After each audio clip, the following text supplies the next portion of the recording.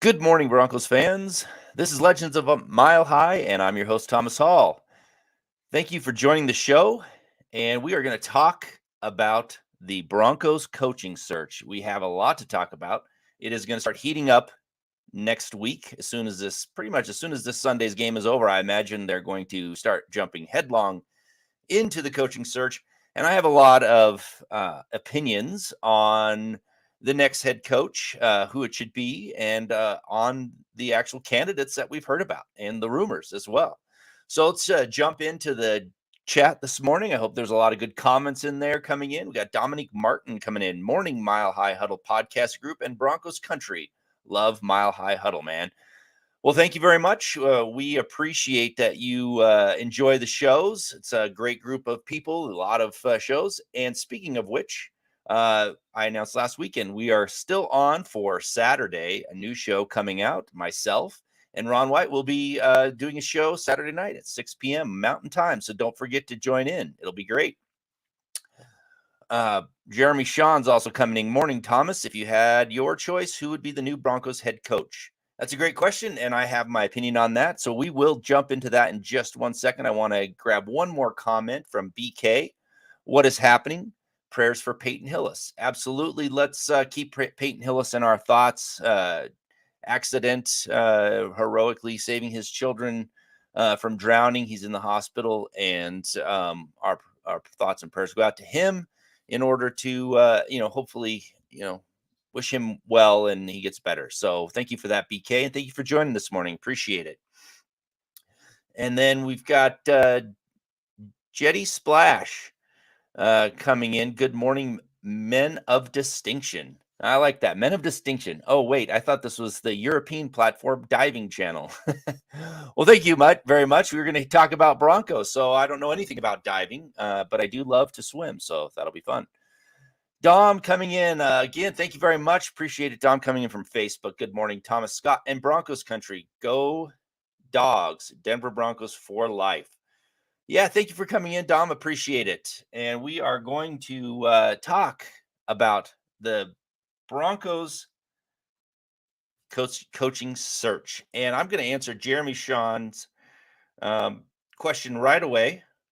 Who do I think should be the new Broncos head coach? Well, of anybody that's out there who they have a shot at it, my opinion is Jim Harbaugh.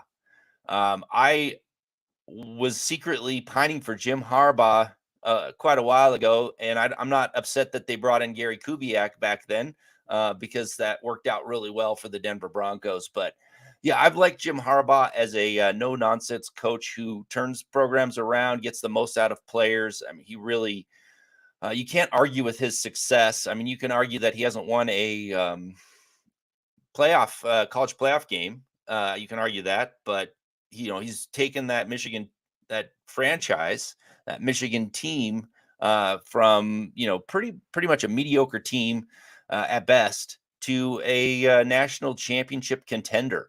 And yeah, he got bounced in the playoffs, but that's not a huge mark against him. And it's not just success. He turned around Stanford, and he's been in the NFL and turned around the 49ers. And he took the 49ers to the Super Bowl. He took them to 2 NFC championship games in 4 years. So that's pretty darn good success, I would say, for a coach in both college and the NFL. Now, I will say he's a little bit hard to work with from what I understand. He kind of can rub the front office the wrong way. Sometimes he wants full control. So that's a thing. That's something that I would that I have a little bit of trepidation for. I mean, he's having your sole power over all the decisions can lead to poor decisions sometimes. And I think part of that can lead to poor decisions in free agency, poor decisions in the draft. I think there should be some checks and balances.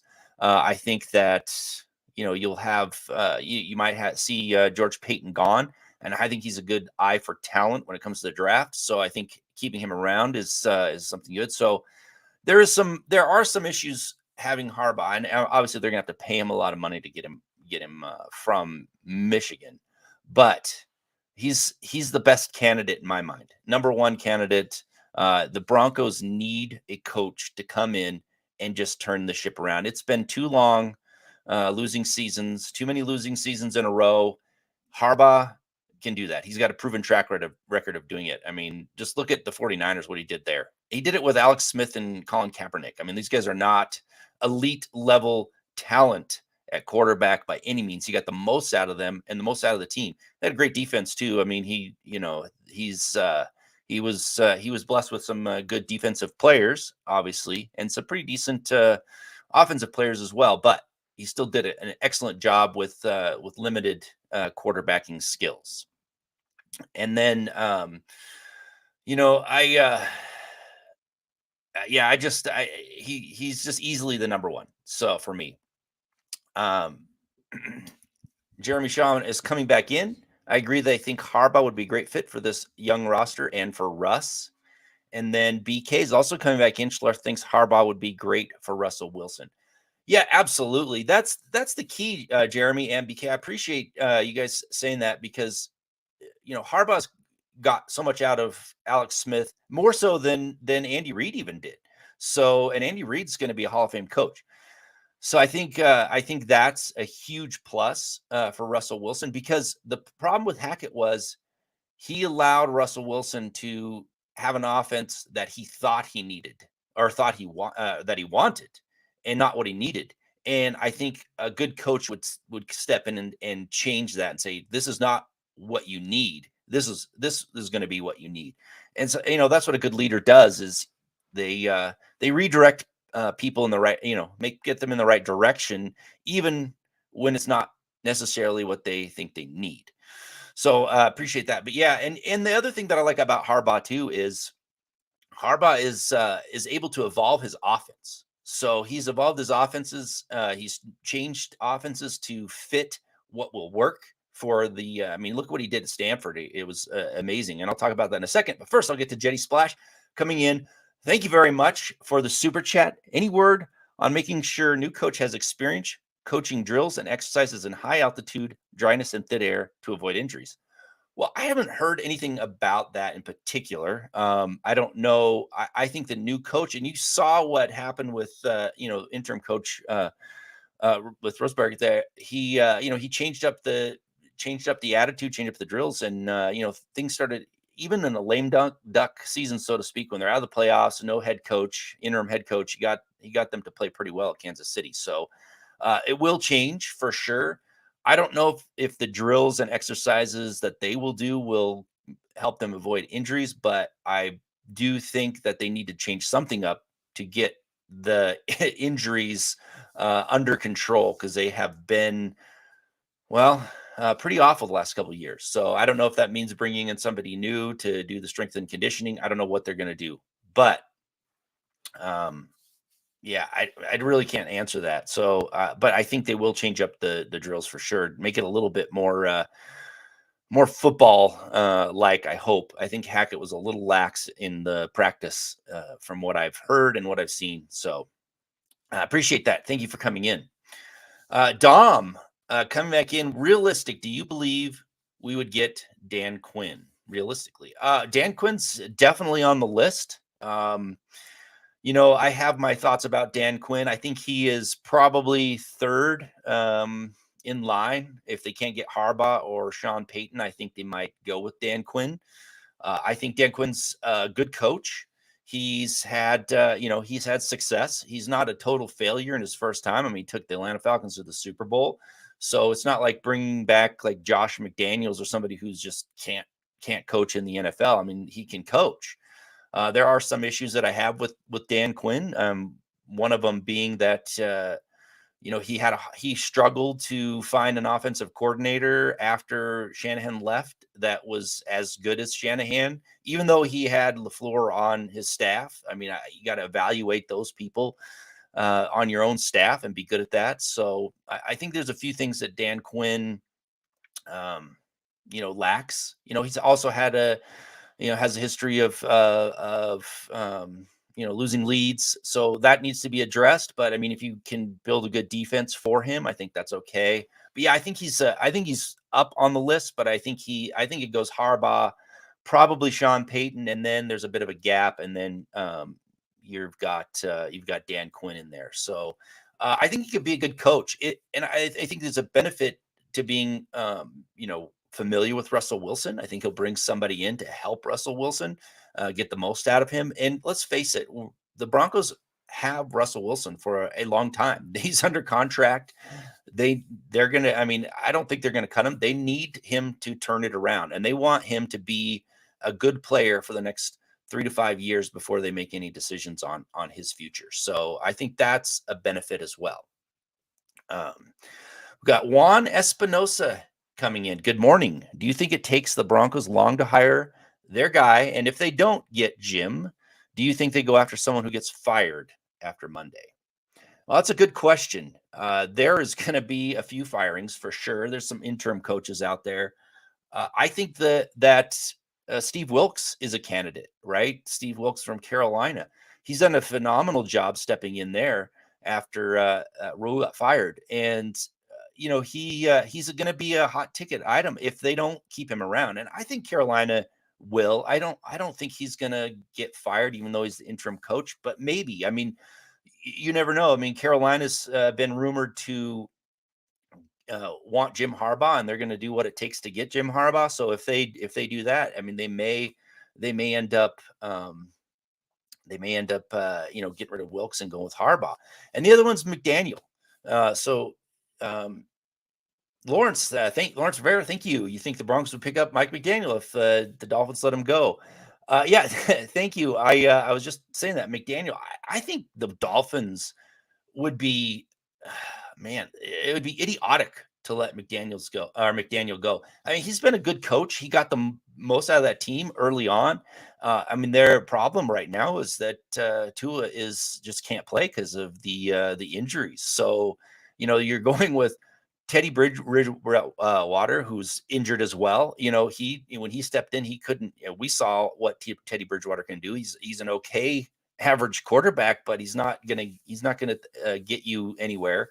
And then he's got I don't even know who he's starting now after all the injuries. So I mean, I think the Dolphins, if they did something like that, man, I just don't think that. I think it's the wrong decision to let him go. But I think the Broncos, that's somebody that would be high on the list of many teams for seeing what he did early on. I think McDaniel has a good track record already in his first year. So I think yeah. I mean, he'd be a hot ticket item. I just don't think they're going to do it. I think there's rumors floating around, but yeah, it's. Yeah, you got to give him another season to see what he can do with a healthy quarterback. That a good quarterback, healthy quarterback. Santo Sachin coming in. Do we really want Quinn? I think the Broncos do, and I think that he's high on their list. I mean, whether the fans want him or not is a different story. And like I just said, I don't. I have some concerns with Quinn. I think he's third at best, right? I think on the list, he would be someone they got because they couldn't get the others that they had higher up on the list. But that doesn't mean he's a bad coach, right? I mean, he's a good coach. He's got some issues, and that's what I always talk about. When you look at coaches who had coached in the past but got fired for whatever reason, what was it that went wrong? And that's like, so the Mike Kliss yesterday or day before was talking about maybe Mike Munchak, right? And he's on the list now. Mike is, he used to be a head coach. He has experience. My problem with Mike Munchak was the biggest problem was he wasn't able to make the decisions that were right for the team overall. He took, he was told that he needed to fire some of his coordinators and his other coaching staff, and who were his friends. He hired his friends. They may not have been the right people for the job, and he was unwilling to fire them, and that's what led to his dismissal. So can he learn from that and say, you know what, I need to do what's best for the team? And he, his eye for talent for the coordinator positions wasn't very good. He brought in Chris Palmer, which was a terrible decision. He had one season of good success as an offensive coordinator, and was pretty miserable the rest of the time when it came to offense in the NFL. And then his defensive coordinators weren't incredible. And yeah, I mean, he had Gannon and Arthur Smith on the staff, but I'm not going to give too much credit for him picking those two. I mean, yeah, it was they ended up being really good coaches, but they were like they started out as some quality assistants, and then he gave them a little bit of a promotion to bring him on as the head quality assistants and stuff like that. And they progressed through their career and became good. But those weren't high impact coaching decisions, and the ones that he made were incorrect. So that's why Munchak may be on the list, but I would be very concerned with him.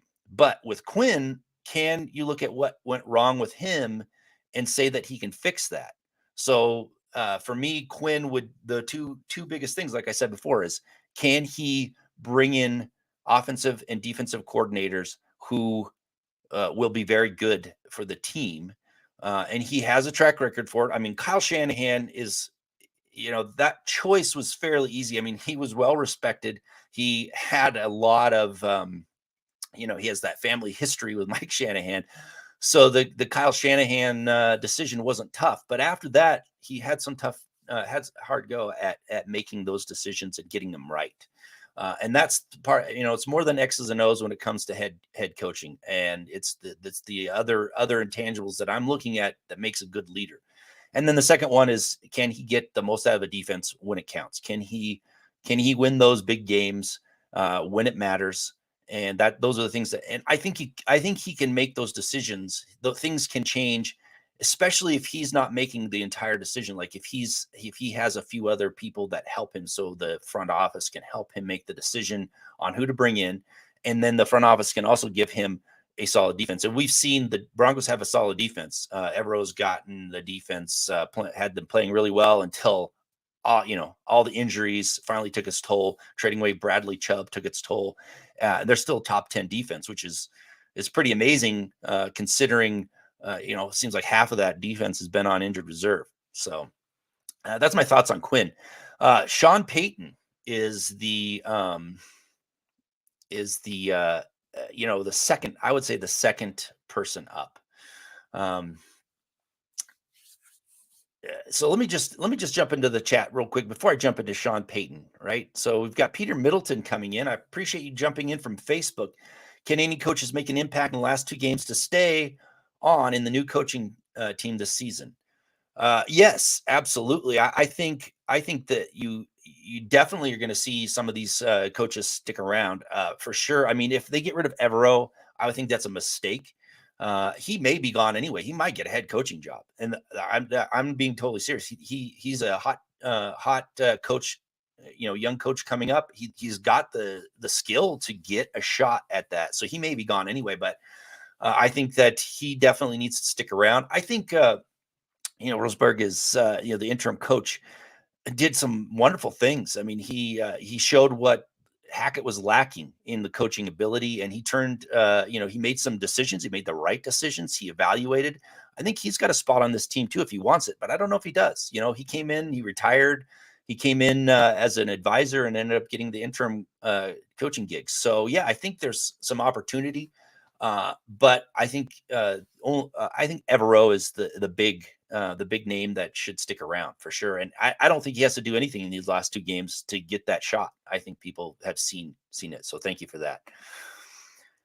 Adam Baumgardner coming in. Thank you, Adam. Facebook. Good morning, Thomas. I don't want Mr. Bountygate or the guy who blew a 28-3 lead in the Super Bowl. Any guy who lets his team choke away 28-3 lead in the bowl is an idiot.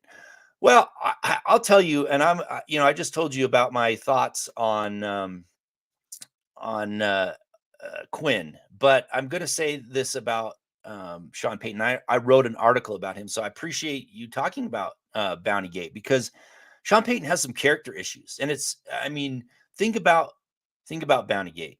He knew all about it, and he tried to hide hide everything in the investigation. I mean, that tells you he's trying to, that they didn't care about other players' health. And these are players that could come to your team in free agency that you've got that you want to injure. I mean, that says a lot. And look what happened. I mean, look, we're all talking about the Hamlin situation. I mean, this is a dangerous sport. I mean, he could have died on the field, and you have someone that is okay with rewarding people for doing that. So that's a huge mark. I don't care how good a coach you are, but that's a huge mark against you. And then his retirement, and you got to do that with the quotes, right? Retirement. He left because he was a mess. Salary cap came, the mess that was in there came to bear, and then he didn't have a quarterback, so he's like, well, I think I'm going to retire instead of honoring his contract and staying there. And so yeah, I have some problems uh, with Payton, but he is a good coach. So, and he'll help Russell Wilson, and that's what they're looking for. The experience.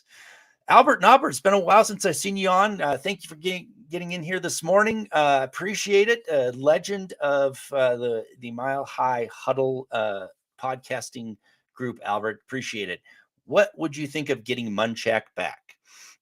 Yeah, that's a great question. And people are talking about that. He shouldn't have been fired from the get-go, right? He should have stuck around and coached the offensive line because he is excellent at it. I don't think he is a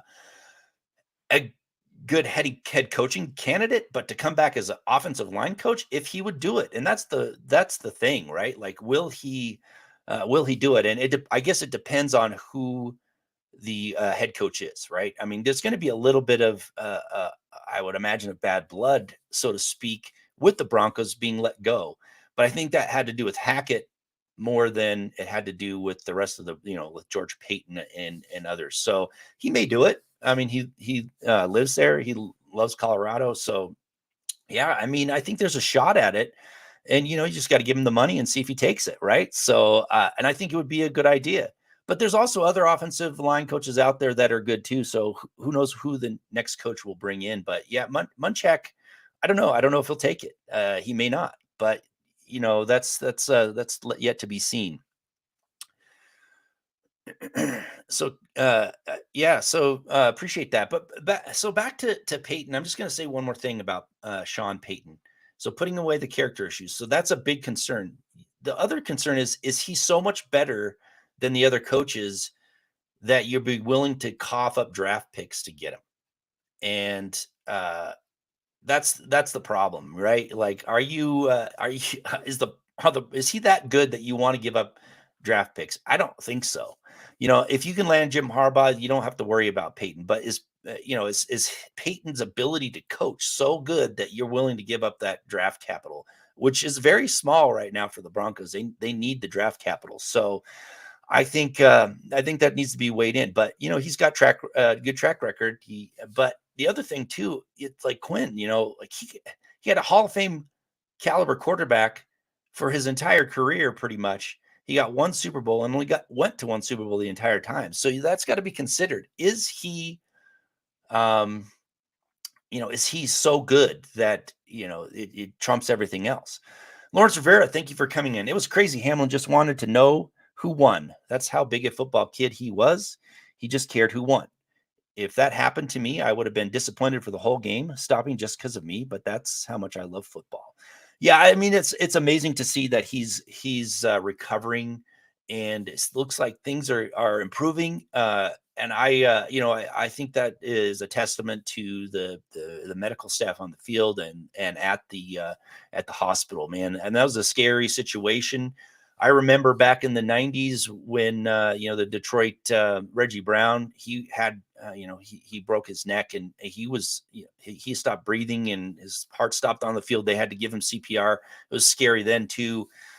So it's these are things that you got to be careful for, and that's my point. We have these instances where people on the field almost died, and you have a coach who's a hot candidate coming in who was allowing bounties to be put on for injured players. So that's I mean, if you're going to have morals, you got to have them all the time. You can't have them when you need them, or when you think it's convenient. You should have them every time. So thank you for that, Lawrence. I appreciate you coming in. So yeah, so that's a black mark on Payton for me. And then I think that the fourth guy that you want to look at is Evero. I mean, the defensive coordinator for the Broncos has done an amazing job, really. He puts people in the players in the right position to succeed. He has a good game plan. He seems like in game he makes the right decisions. And yeah, the Broncos defense has gotten worse as the season's gone on. But like I said, that had more to do with injuries and the trade of Bradley Chubb than it has to do with the coaching. He's still getting, even when the team was depleted with injuries, with Gregory on injured reserve, Simmons on injured reserve, Josie Jewell was hurt. He lost the Williams in the secondary, and he lost Darby. I mean, the defense was still playing extremely well. So I think you got to give him a shot, because you also have to weigh the fact that this guy might be the next great head coach, and you let him walk away from your team because you weren't willing to interview him, and because you have your mindset on somebody else. So that's something that you have to weigh. And experience isn't always the best, right? I mean, people keep talking about John Fox, and he brought in an experienced guy, and he helped change the culture from the debacle that Josh McDaniels was. Well, yeah, I mean, he came in and he was a good coach too. That's the thing. Like, he got the Panthers to the Super Bowl, right? So he was a good coach, but he also got Peyton Manning. And so that was a bigger help, I think, than just John Fox being the head coach, right? I mean, yes, I know that they got to the playoffs with Tim Tebow. They got there by default. They were 8-8. Luckily, everybody else in the division was not very good that season too. And and then they went in and won a playoff game in Pittsburgh, because Pittsburgh had a terrible plan to defend Tim Tebow, and they won in overtime. So I'm not knocking what Tim Tebow did, but I just don't want to credit just the John Fox coaching staff that that's why we need to see the Broncos bring in an experienced coach. It doesn't necessarily work, right? But the right coach, right? I mean, Jim Harbaugh is the right coach. If they can get him, that's the right coach, regardless of whether he has experience or not. I mean, the guy is a great coach, and he just happen to have experience. So, but that's that going back to Evero. Like, are the Broncos willing to lose him? Because if he doesn't get the head coaching job this season, he probably will next season if he continues on this path. So, Keith Brugman, Brian Callahan, OC with the Bengals, makes my list again. What he's done with Burrow and his reputation, he needs another look. Yeah, I like Brian Callahan, and I've said that I think he should be a candidate. And one of the biggest reasons, I mean, you hit the nail on the head, right? He's helped Burrow, and I think the quarterback coach there has helped him as well. So I think that combination. But the thing I really like about Brian Callahan is he's been a part of the Broncos organization, right? He understands it. Like, that thing that I didn't like, one big knock about Hackett that I didn't like was he didn't understand, or didn't feel like he cared enough about the Broncos history, right? Like the Broncos rivalries, the competitive fire that he should have had. And I think someone like Brian Callahan will, right? He understands what it means to beat the Raiders and the Chiefs, and why it's so important, and why it's important to the fans and the team. So yeah, I like him. I don't think he hasn't been talked about in any of the circles about getting an interview again. But I think he should, and I think he's going to be a head coach in the league, and maybe not this year, but he definitely will probably get a head coaching gig. I don't think they're even going to interview him, though. That's the problem. And I also think that you're going to see a different approach. Like, George Payton had his method, right, and he also had contacts within history with other people like Leslie Frazier. And I know his name came up with Kliss again. He has experience, but I don't think you're going to see that again, because it's a different person running the hiring process this time, with a different view, and he's not going to fall back on his previous experience with certain coaches and things like that from Minnesota or wherever. I don't know if Frazier's going to get interview.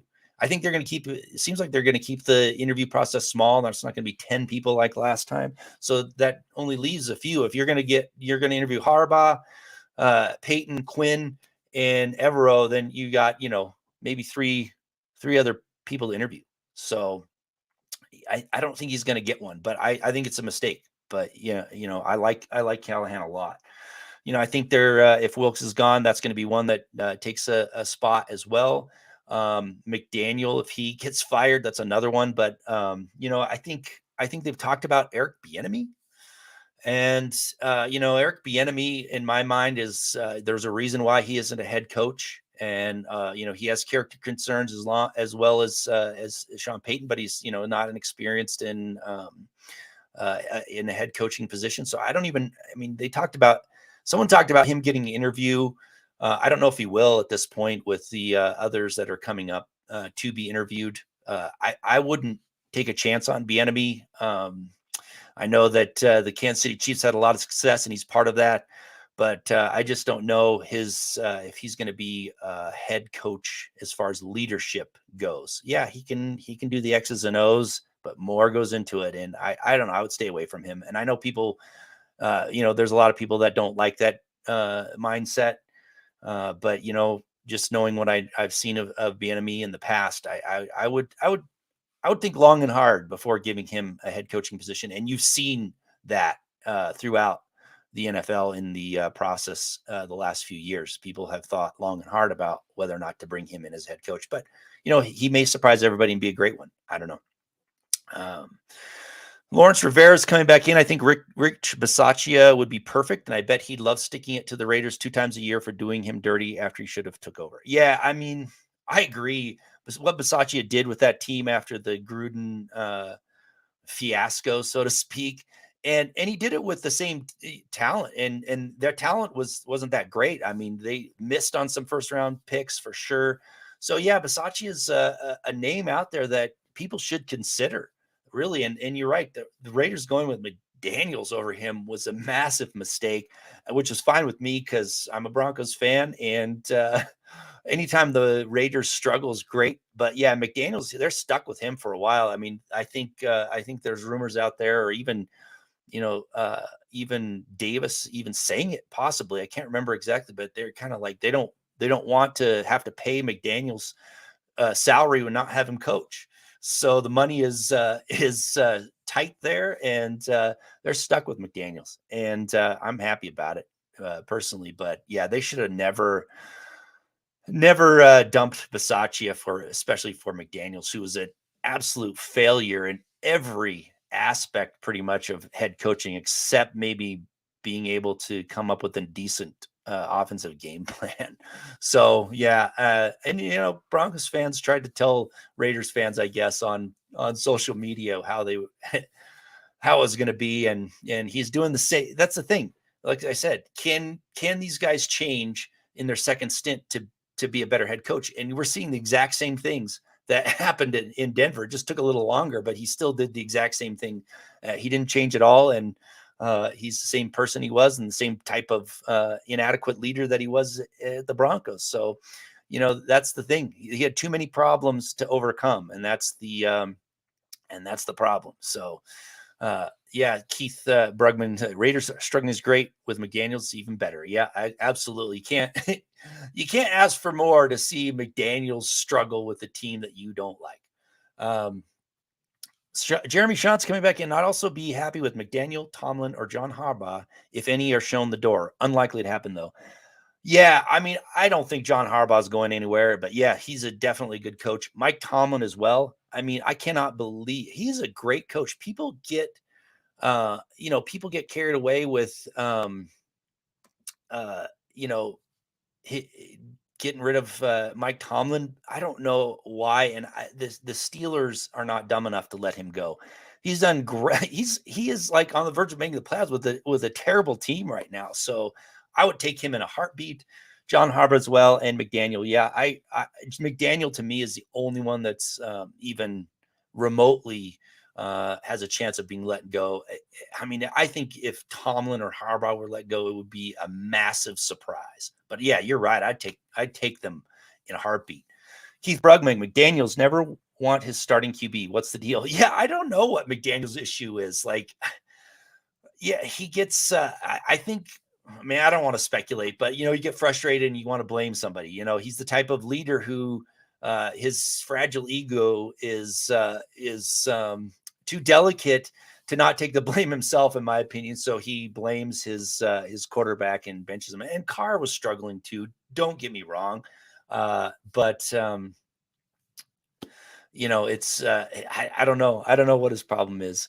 Scott's coming in. He made his bones with Brady, and he shocked the other guys in Brady. Yeah, that's that could be it. I mean, yeah, you can compare everybody to one of the greatest quarterbacks of all time, and see what happens, I guess. But yeah, he's got a lot of problems, and thank God it's the Raiders' problem, not the Broncos. Jeremy coming back in, McDaniels has imploded 2 teams now while driving with a franchise QB. Yeah, I mean, we're gonna.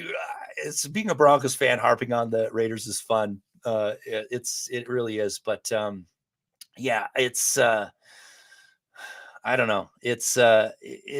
It's fun to talk about, fun to see, but we're talking about the Broncos head coaching candidates. So I'm just glad that McDaniels isn't one in the list this year for sure. So, Dan Hall's coming in. Thank you, fellow Hall, for coming in from Facebook. Good morning, Thomas. 25 years ago this month had to be the greatest time to be a Bronco fan.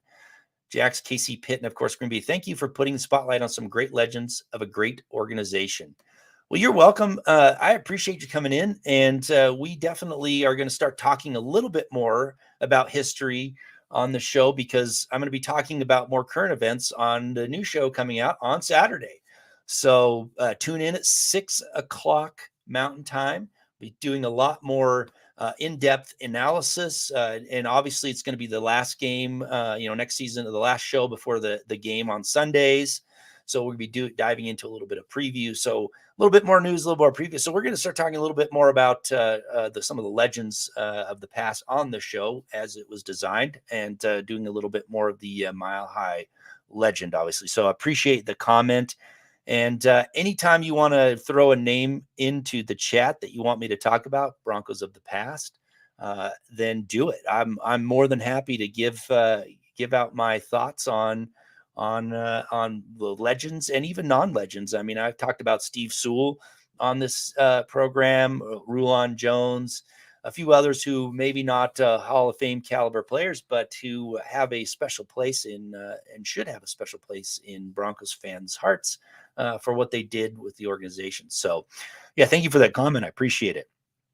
I'm going to grab a couple more comments, and then we're going to wind down the show. So, Keith Brugman's coming back in. Do you think that the Chargers move on to a new head coach? Payton rumored it's the job he wants.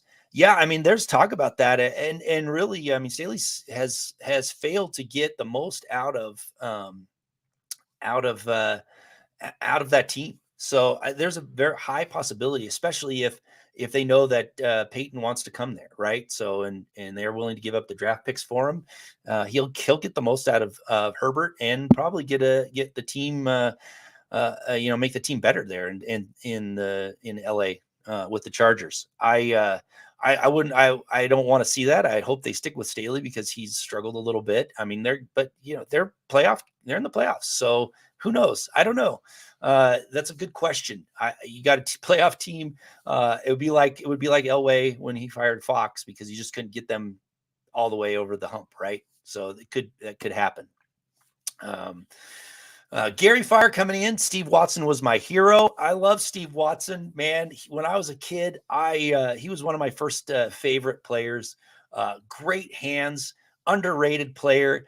And I still think about that New York Giants, the Super Bowl there, that first Elway Super Bowl, when he was all by himself in the end zone, and John Elway didn't see him. Man, that would have changed the game. Would have made it. I think had they that first half go the way that it should have went, the Broncos would have actually had a Super Bowl win in '86. So thank you for that. John Mobley, Patrick Wiltsey's coming in with John Mobley. Yeah, man, that was a great player. I still remember seeing that burned in my mind, him knocking down that fourth down pass in the Super Bowl to secure the victory. Incredible. right? Incredible play, incredible player, and the whole drafting of him was so amazing. Like Shanahan never even met with him, pretended like he didn't even know who he was, pretty much, and then surprise pick in front of several teams that wanted him. So that was great. Yeah, I love that. And then Rulon Jones, another player who I think if he played in today's game, if he played now, he might be a borderline Hall of Famer, right? Because he was built for rushing the passer in today's game. Perfect size, length, and athleticism for today's game. And he was playing in a game, he was playing, on the line, taking a pounding in the running game, and it shortened his career with injuries. So, man, if Rulon Jones was able to, move forward into time into today's game, he would be an amazing player, sack master, probably lead the league in sacks several times. And yeah, I love Rulon Jones. So Dan Hall's also coming in. Had the honor of meeting Billy Thompson, number 36. Would love to hear more about him.